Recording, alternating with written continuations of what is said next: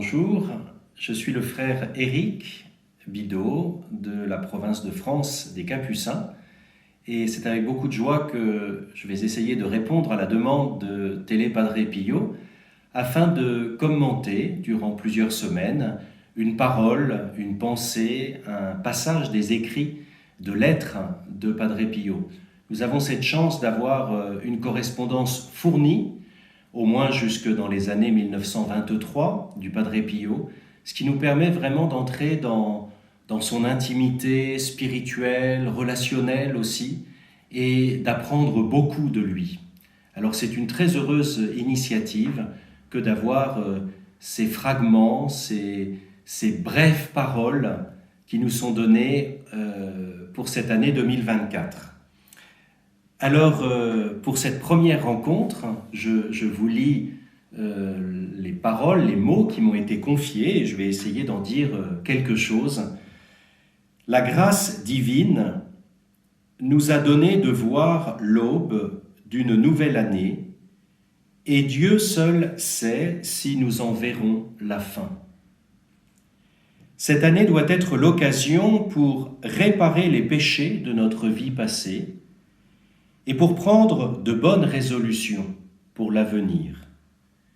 Et nous veillerons à ce que nos résolutions soient suivies par de bonnes œuvres.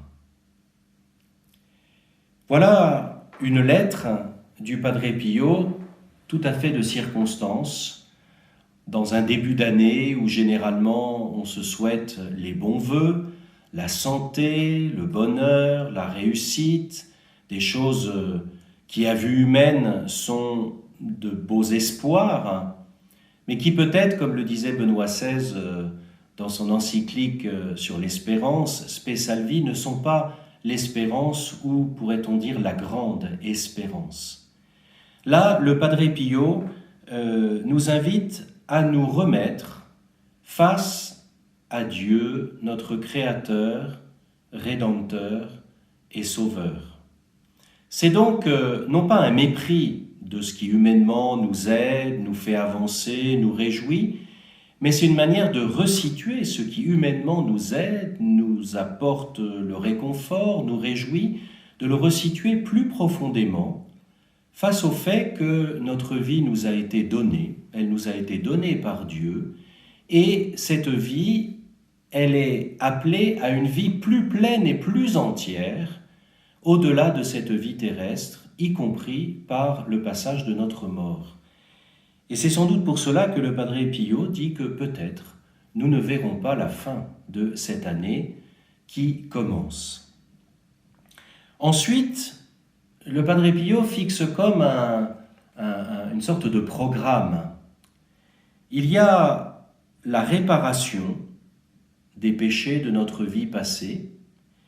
Il y a les résolutions à prendre pour l'avenir, et puis il y a ce qu'on appelle les bonnes œuvres, c'est-à-dire la manière de mettre en acte, de mettre en œuvre ce que nous aurons compris de nos fautes passées et ce qui nous apparaît comme des résolutions à prendre. Alors je reprends un peu ces trois thèmes. D'abord, la réparation des péchés de notre vie passée. Peut-on réparer le mal commis? Non. Nous ne pouvons pas, il a été commis, il a blessé des personnes, il a été blessant dans des situations. La cicatrice, la blessure, elle est là. Mais en revanche, notre foi en Jésus, mort et ressuscité, nous dit que le mal n'a pas le dernier mot, il n'est pas le plus fort. Et ainsi, il y a, par des situations de péché, la possibilité de ne pas en rester prisonnier, la possibilité qu'elle ne fige pas la réalité, les personnes et les situations, mais qu'elle soit aussi, pourrait-on dire, par la mort et la résurrection de Jésus, par la grâce qui est la vie de Dieu acquise sur la croix, au tombeau et par la résurrection de Jésus, eh bien qu'elle soit des chemins, des guérisons aussi. Donc, derrière le mot réparation, je comprends d'abord une responsabilité par rapport au mal commis, savoir le reconnaître, savoir le nommer, et aussi savoir le confier à la miséricorde et à la toute-puissance de Dieu pour emprunter un chemin de guérison. Il y a ensuite les bonnes résolutions pour l'avenir. Et oui, il faut savoir, à partir de cette responsabilité évoquée, choisir ce qui sera bon pour soi, pour les autres, pour ouvrir des situations qui peut-être sont bloquées et sont fermées. Et enfin, eh bien que les résolutions se matérialisent, s'inscrivent dans le temps, dans l'histoire, dans l'espace aussi, par de bonnes œuvres. Alors quelle est cette bonne œuvre, quelles sont ces bonnes œuvres que je peux décider dès maintenant et que je peux mettre en œuvre pour le bien des autres, le bien de la présence de Dieu et le bien également pour moi.